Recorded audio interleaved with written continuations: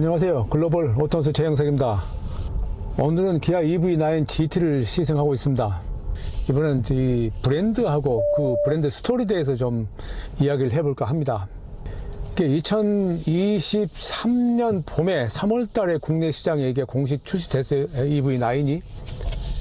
그때 그 EV9의 지금을 디자인을 책임졌던 기아의 그 카림 하비브가 말하기를 우리는 한국 문화의 선구자가 되고자 한다라는 말을 했습니다.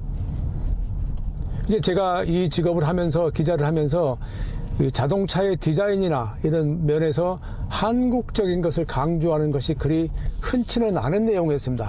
그런데 카림 하비브는 공식적으로 한국 문화의 선구자가 되고자 한다는 말을 했고, 특히 그때 강조했던 게 서울의 역동적인 문화를 담겠다라고 말을 했습니다.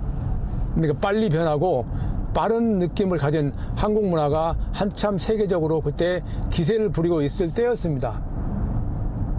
그런데 그 상황에서 카림 하비브는 한국 문화를 자동차에 반영해서 이것을 기아 브랜드 자체를 키우는 계획으로 삼겠다라고 말을 한 것 같은데, 그때가 어떤 때냐면 그 바이든 정권이 IRA 인플레이션 감축법을 그 2022년 8월 달에 공개했고 1월 달부터 적용을 하기 시작해서 이 기아 EV9은 상당히 곤란한 상황에 처해 있었죠.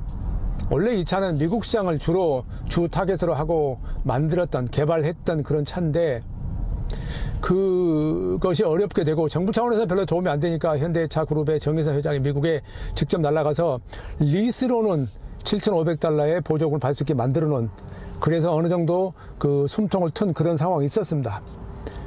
근데 그러니까 이 차가 미국으로 나가는, 미국이 주력 시장인데 거기서 한국적 문화를 강조했다는 것이 상당히 특이했습니다.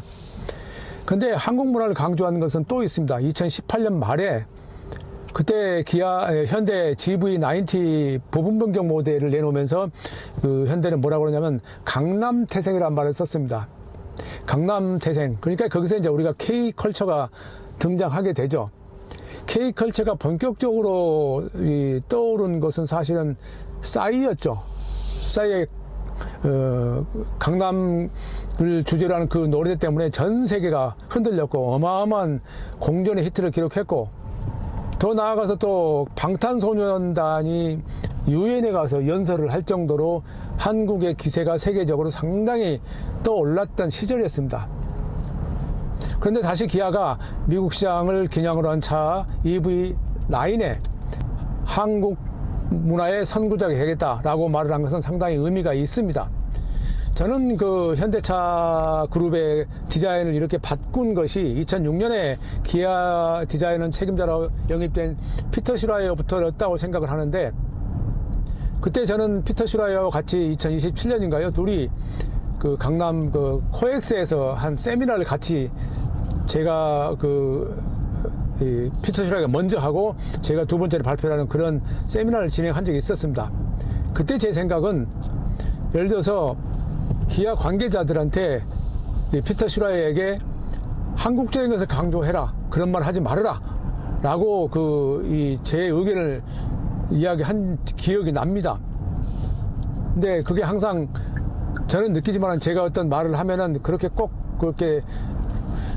좀 합리적이지 않은 이야기를 할 때가 있어요. 예를 들어서 제가 말씀드렸듯이 YF 소나타가 처음 등장했을 때 워낙에 날카로운 선 때문에 이건 패밀리 세단에서 맞지 않는다라는 의견을 가졌었는데 그게 미국 시장에서 대히트를 쳤었죠. 근데 이 EV9이 처음에 등장했을 때 저는 이제 출시되기 전에 좀 이 차를 타보고 이 차의 성격상 주로 이제 미국 시장, 미국 소비자들을 타겟 마켓을 한다라는 생각을 주로 하고 있었는데, 그게 현실적으로 이 인플레이션 감축법에 의해서 상당히 곤란한 상태를 맞았고, 지금 다시 아이오닉 5가 다시 3년 정도 지나서 등장했는데, 이번에는 이 인플레이션 감축법 폐기에 또 어려움을 겪고 있죠. 두 차 다 아이오닉 9이나 그 EV9이나 미국 시장을 주 타겟으로 하는 차일 수밖에 없는데 그게 또 곤란한 상황에 처해 있는 거죠. 자, 이것을 어떻게 극복해 나가느냐 하는 것이 문제인데 지금 여기서 말씀드리고 싶은 것은 기아 EV9이 여기서 그들이 하고자 하는 것이 브랜드 스토링입니다. 브랜드 스토리인데 이제는 과거처럼 그냥 패스트 팔로우가 아니라 이제는 뭔가 주도하겠다 그런 이 자신감을 표출하는 거라고 할 수 있습니다. 근데 시장이 크게 봐서 이제 마케팅 전문가, 대표적으로 미국의 펜실베니아 대학교 스턴 경영대학인가요? 뉴욕대학교 스턴 경영대학의 스캇 갤러웨이 교수는 브랜드 시대가 가고 제품의 시대가 온다라는 그런 평가를 한 적이 있습니다. 벌써 그렇게 말한 지 3년, 4년 됐는데요. 이제 그게 대표적으로 지금 그 제품으로 공전의 히트를 기록한 게 테슬라죠. 테슬라는 그때까지는 전혀 다른 차 만들기, 그때까지는 전혀 다른 차 작동법, 그때까지 전혀 다른 인터페이스 이런 걸로 굉장히 주목을 끌었고 그것으로 엄청나게 히트를 쳤죠. 이제 여기서 그 스캇 갤러웨이 교수의 말이 그 합리적이다, 그의 예상이 맞았다라고 할 수 있는 그런 이야기를 할 수 있는 상황입니다. 그러면 기아는 그런 상황에서 뭘로 하느냐라고 했을 때 다시 돌아가서 2023년과 2024년 2년부터 2024년 아이오닉 5, 2023년에 아이오닉 6, 2024년에 EV9이 월드카 오브 데이에 3년 연속 선정이 됐습니다.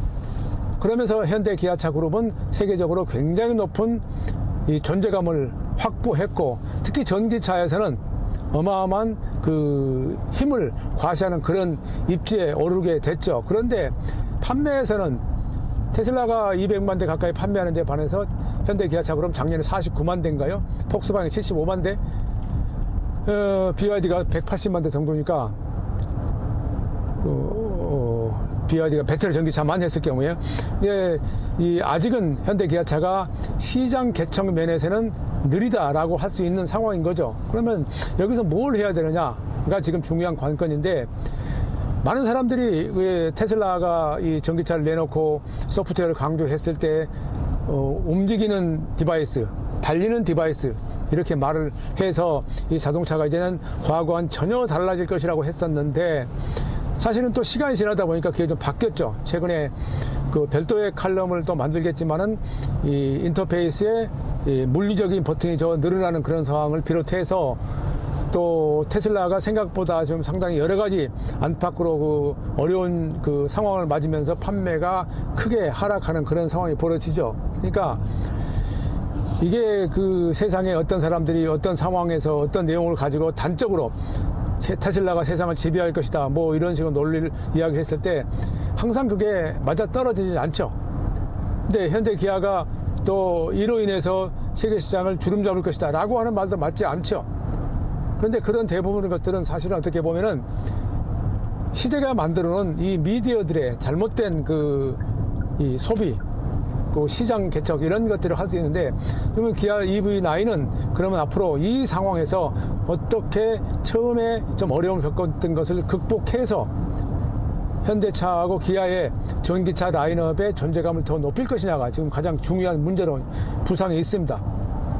그러면서 만난 게 오늘 시세가 이제 GT인데 현대는 N이라고 그러고 기아는 GT라고 그러죠. 이제 스포츠 라인업을 그 이야기하는데 이제 이런 식으로 베리에이션을 바꾸는 것은 주로 유럽, 독일 프리미엄 브랜드들을 벤치마킹한 거고 그런 것들이 많이 맥혔고 특히 기아는 EV6 GT 때 그로 인해서 굉장히 많은 그 좋은 평가를 얻었었죠. 네.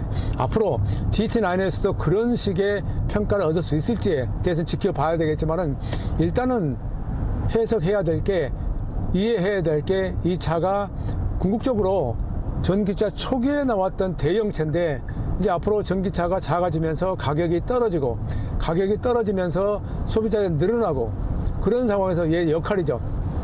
근데 이 차는 크면서 미국에서 6만 달러 이하의 가격이 낮은 차에 속하거든요.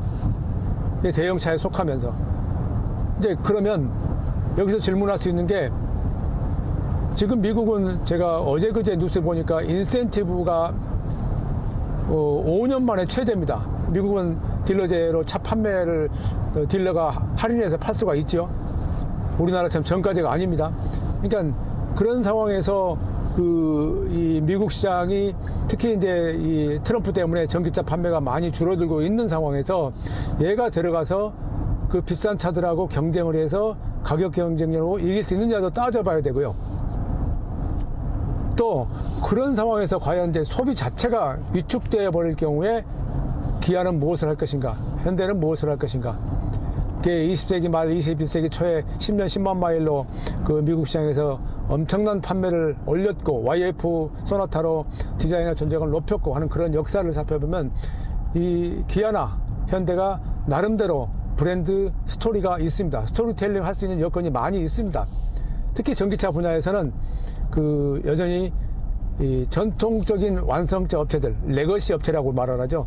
레거시 업체들에 비해서는 상당히 앞서 있는 행보를 보이고 있습니다.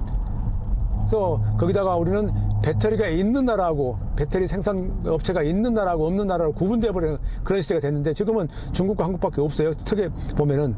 그러면 배터리 생산 업체가, 개발 생산 업체가 있는 나라 한국에서 만들어지는 전기차는 결국은 앞으로 나름대로 그만큼 더 성장 가능성이 있고 기회가 있다라고 평가를 할 수가 있습니다.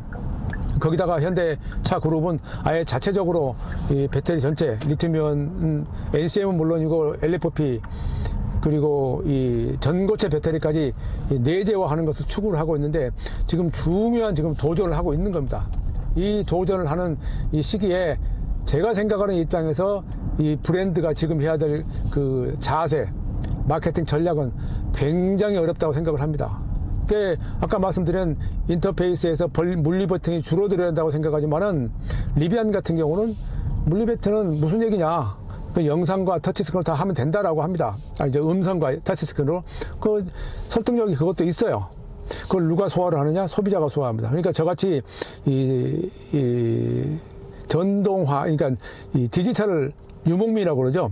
아날로그 전화기를 쓰다가 스마트폰을 쓰는 사람하고 처음부터 스마트폰 또는 그 휴대폰을 쓰겠다 시작한 사람들하고 사고방식이 많이 달라요. 그래서 제가 그들의 사고방식을 온전히 제가 소화할 수 없고 이해할 수는 없어요. 그러면 그런 상황에서 자동차 회사들은 앞으로 그들을 어떻게 끌어들이고 그들이 내놓는 새로운 기술로 어떻게 이 시장을 장악할 것인가 고민을 해야 됩니다. 근데 거기에서 어려움이 있는 겁니다. 지금까지 여러 번 저는 말씀드리지만은 단적으로 무슨 레거시 미디어든 뭐 유튜브든 어쨌든 이렇게 간다라고 말하는 것은 저는 절대 인정을 하지 않거든요. 미국은 이렇다라고 인정되지 않거든요. 미국은 동부, 서부, 남부, 북부 다 달라요. 중국도 마찬가지예요. 그래서 그 지금은 연구를 해야 되는 단계고 이 변화하는 과정에서 자동차 만드는 입장에서 엄청나게 어렵지만은 사실은 이것을 어떻게 소비자한테 어필하느냐 이게 이슈가 될 것 같습니다. 기아 EV9의 선전을 기대해 봅니다. 최영석의 글로벌 인사이트 다음 시간에 뵙겠습니다. 감사합니다.